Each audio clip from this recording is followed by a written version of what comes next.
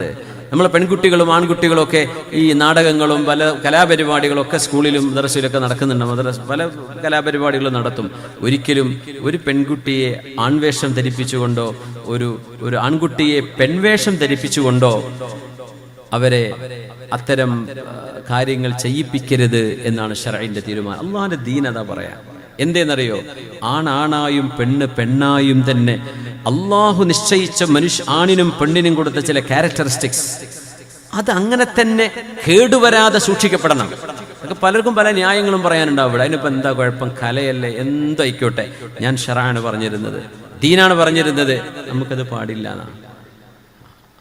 ആൺകുട്ടികൾ പെൺകുട്ടികളെ പോലെയോ പെൺകുട്ടികൾ ആൺകുട്ടികളെ പോലെയോ വേഷം ധരിക്കുകയോ മുടി വളർത്തുകയോ നടക്കുകയോ നടത്തത്തിൽ പോലും ആണ് പെണ്ണിന്റെയോ പെണ്ണാണിന്റെയോ നടത്തം പോലും അനുകരിക്കുന്നത് ഹറാമാണ്.